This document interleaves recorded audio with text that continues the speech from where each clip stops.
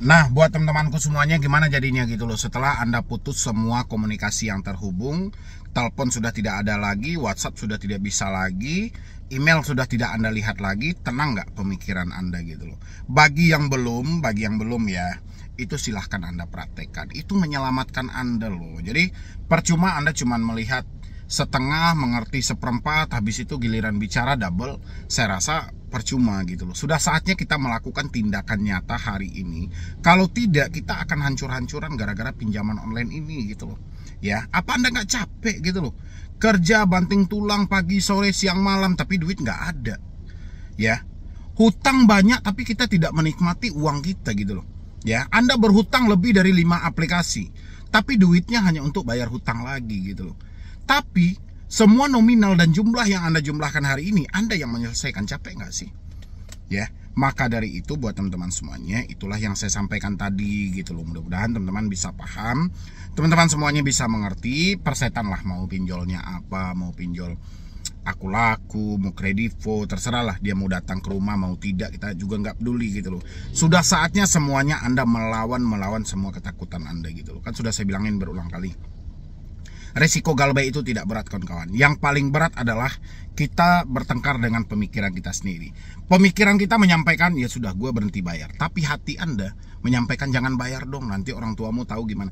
Ini pertengkaran terus-menerus. Jadi lawan terberat Anda hari ini bukan soal galbay pinjol, tapi lawan terberat Anda adalah diri Anda sendiri. Ini yang harus ditaklukkan, ya. Dan satu hal lagi juga buat teman-teman semuanya, tadi mungkin kurang lengkap juga ya saya sampaikan ya. Takut dihubungi ke tempat kerja, Bang.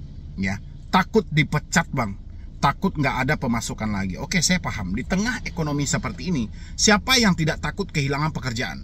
Siapa yang tidak cemas kalau misalnya dia tidak ada duit masuk lagi gitu loh. Ya, tapi buat teman-teman semuanya sadarlah.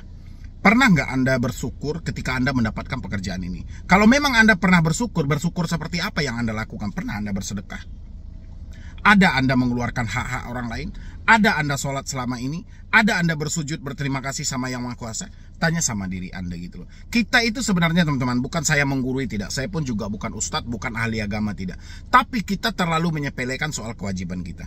Kita, mohon maaf untuk yang muslim, dia tidak melaksanakan sholat 5 waktu sehari semalam, tapi beranggapan semua ini enteng gitu loh. Beranggapan semua ini mudah, tidak ada rasa bersalah sama sekali. Baru ini kalian dikasih azab sama Yang Maha Kuasa, dikasih cobaan sama Yang Maha Kuasa, kalian sudah ribut kan? Sudah sibuk kalian kan mengatakan Tuhan tidak adil, Tuhan tidak benar dan segala macam. Padahal Anda yang meninggalkan sholat Anda gitu loh.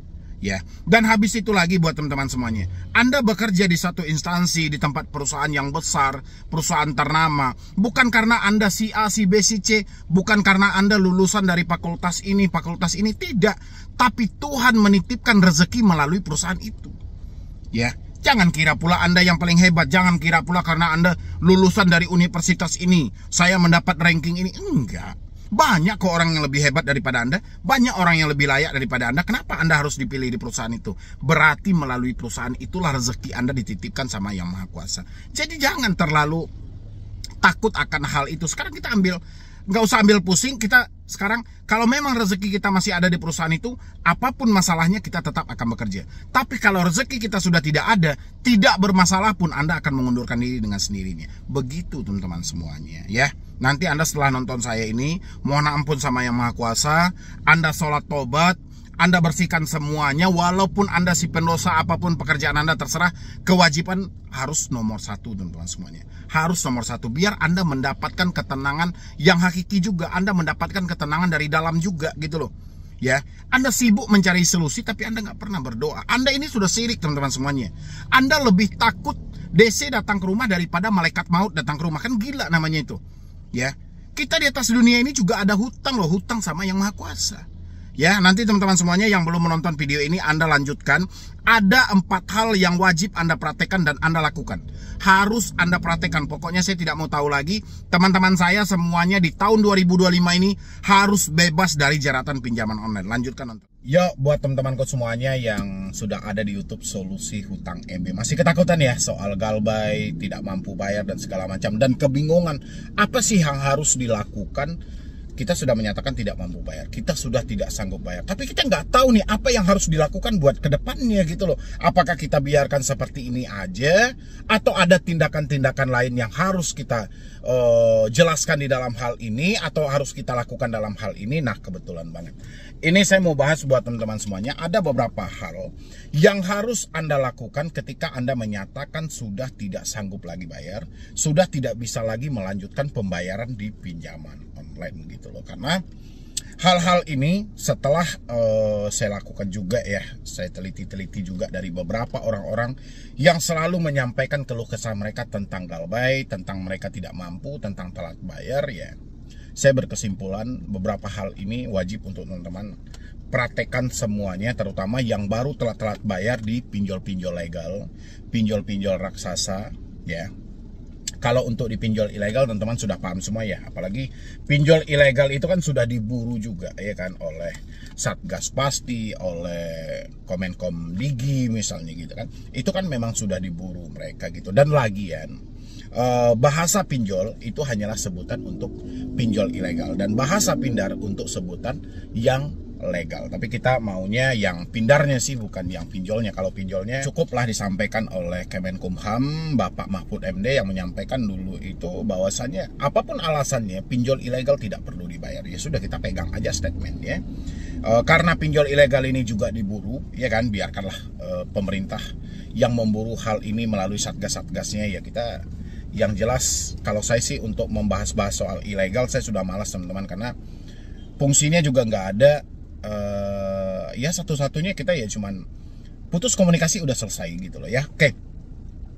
Untuk pinjol-pinjol legal mungkin teman-teman nggak perlu saya sebutkan ya, Anda terjebaknya di pinjol mana, di dalam aplikasi apa, mungkin yang sejenis pinjol lah. Ada pindar ada sebanyak 97 pinjaman daring hari ini yang mana diganti oleh OJK dari pinjol menjadi pindar. Ada beberapa hal yang harus teman-teman lakukan. Yang paling pertama teman-teman semuanya, ketika Anda menyampaikan sudah tidak mampu bayar, sudah tidak sanggup bayar, hal yang paling pertama harus Anda praktekkan adalah memutus semua komunikasi yang ada.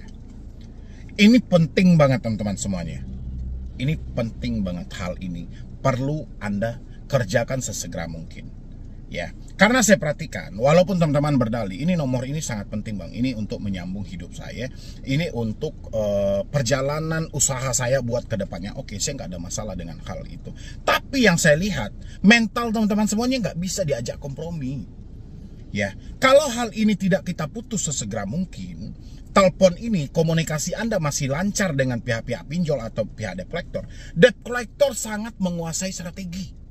Ya, debt collector sangat hebat dalam melakukan penagihan. Bisa kita main drama semuanya.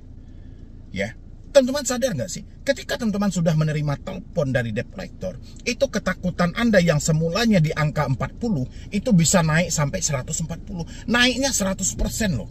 Ketakutan teman-teman, itu gara-gara apa? Gara-gara telepon. Makanya yang paling pertama ketika Anda menyatakan oke, saya sudah tidak mampu bayar, saya sudah tidak sanggup bayar, step awal yang harus Anda lakukan adalah putus semua komunikasi yang ada. Telepon, WhatsApp jangan salah teman-teman, jangan kalian anggap remeh. Ya kan? WhatsApp ini paling berbahaya loh.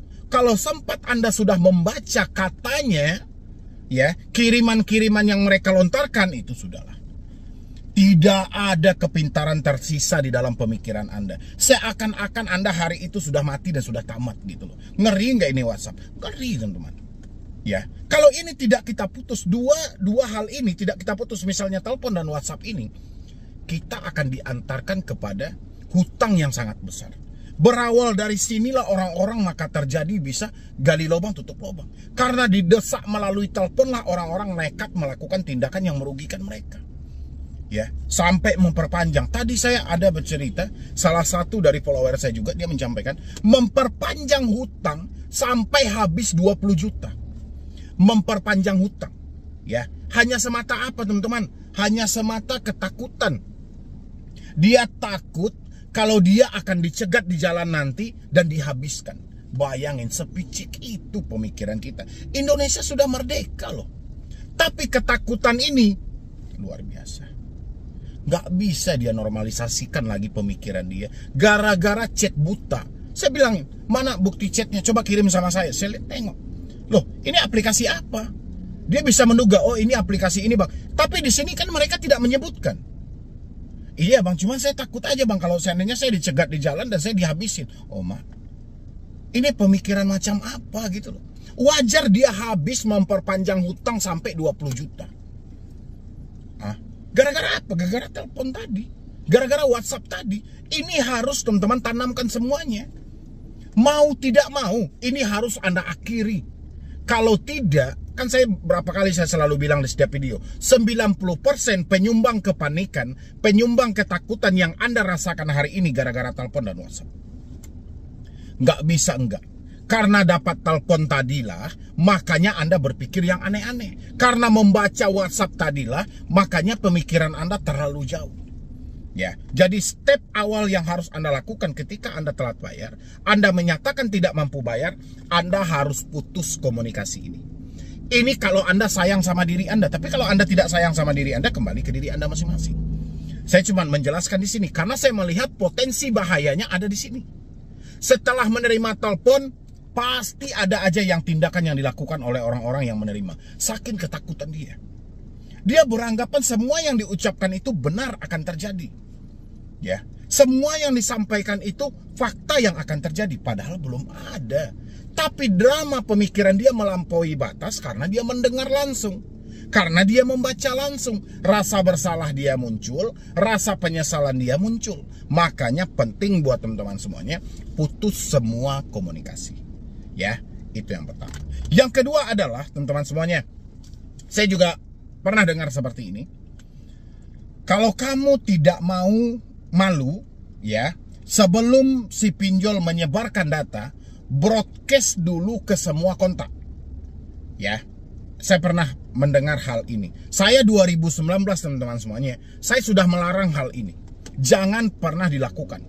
Tapi di beberapa orang, ya, orang-orang selalu menyarankan orang-orang, coba broadcast dulu, coba sampaikan dulu. Bikin status WA, mohon maaf teman-teman, nomor saya diretas dan segala macam. Ini gila ini. Kenapa saya bilang ini gila? Coba tanya ke diri Anda. Anda tidak pengen data Anda disebar.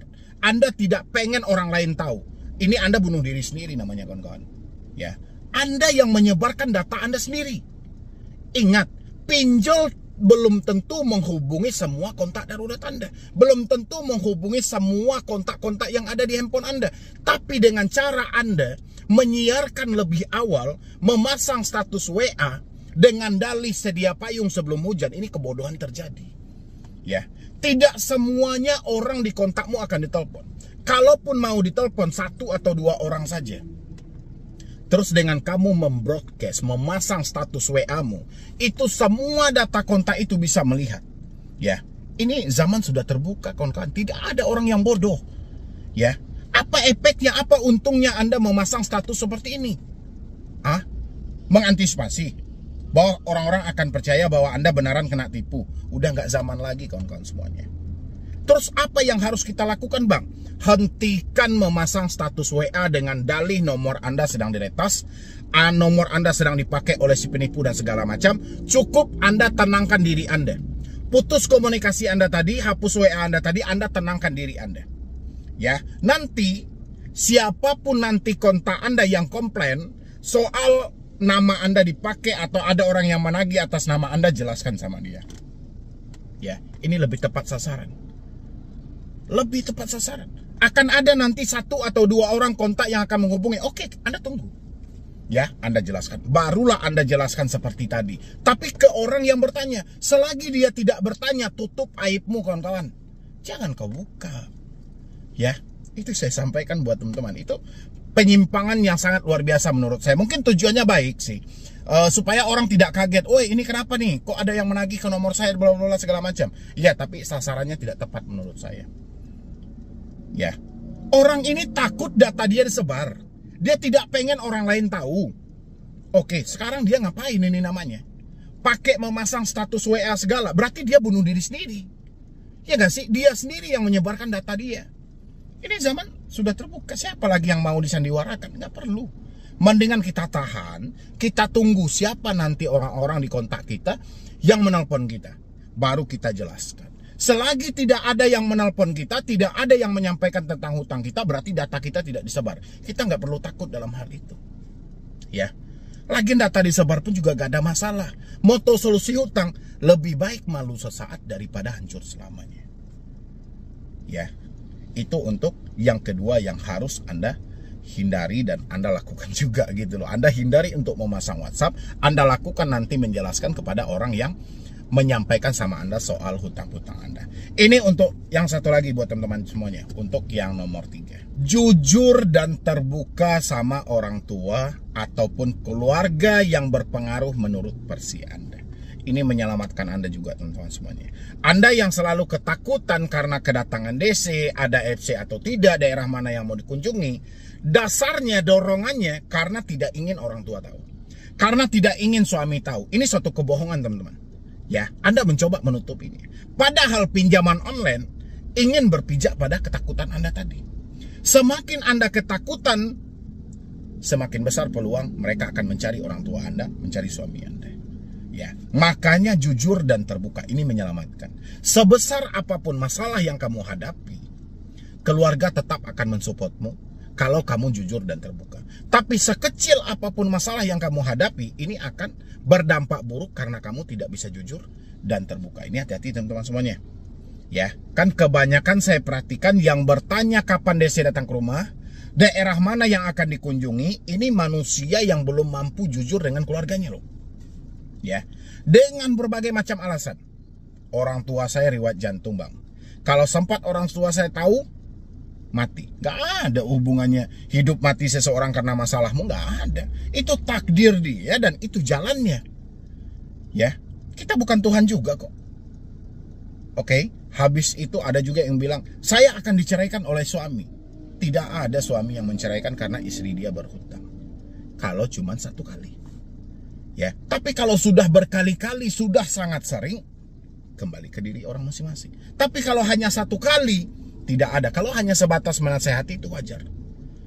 Ya, karena apapun yang terjadi sama sang istri tidak terlepas dari kesalahan suami. Sekarang istrinya mencoba menutupi dari suami. Seandainya suami tahu dari orang lain, apa enggak makin parah? Dituduh Anda mempunyai pria idaman lain, macam-macam yang akan dituduhkan. Makanya jujur dan terbuka. Ya, untuk yang nomor 4 teman-teman, ini yang paling terpenting. Kalau tidak ada bahu untuk bersandar, masih ada lantai untuk bersujud. Ya, coba Anda berdoa menurut keyakinan Anda masing-masing. Rajin-rajinlah Anda beribadah. Sependosa apapun Anda, ingat, Anda diantarkan atau Anda terjebak dalam permasalahan pinjaman online, ini karena izin dari Yang Maha Kuasa. Karena Tuhan tahu Anda mampu melewati ini semuanya, makanya masalah ini dititipkan sama Anda. Ya, makanya buat teman-teman semuanya, jangan terlalu fokus dengan urusan dunia. Jangan terlalu sibuk dengan hutang piutang dunia. Tapi kita ada hutang juga sama Yang Maha Kuasa sebagai umat beragama, sebagai manusia yang mempunyai keyakinan bahwa Tuhan itu ada. Jangan Anda anggap sepele. Ini dia tidak menundukkan kepala ke lantai, tidak bersujud juga, tidak memohon ampun juga, tapi seakan-akan tidak terjadi apa-apa. Dia lebih takut DC datang ke rumah daripada malaikat maut datang ke rumah. Ini ngeri teman-teman semuanya. Ya, semakin seperti ini tindakan Anda, semakin sulit hidup Anda. Ya, ini karena izin Yang Maha Kuasa. Kita kembalikan lagi sama Yang Maha Kuasa. Kita minta petunjuk seiring waktu kita menjalankan. Kita mencari juga jalan-jalan keluarnya. Ya, coba buat teman-teman semuanya, Anda lakukan 4 hal tadi. Insya Allah Anda akan bebas walaupun duit Anda tidak ada. Ya, Anda akan mendapatkan jalan yang terbaik walaupun saat ini pikiran Anda sedang buntu. Tapi Anda perhatikan 4 hal tadi, mudah-mudahan teman-teman semuanya, rezekimu sudah menunggumu. Tinggal kapan kamu mau mendatanginya. Dan rezeki sudah tahu juga di mana kamu, tinggal menunggu kapan kamu mau berusaha, kapan kamu mau bekerja. Tidak ada orang dapat rezeki kalau dia hanya tidur aja di rumah. Ya, teman-teman semuanya, silahkan Anda pahami, silahkan Anda praktekki. Mau dipinjol manapun, Anda bebas, Anda lakukan 4 hal tadi. Oke, jadi sekian dulu dari saya, Medi Broni. Wassalam.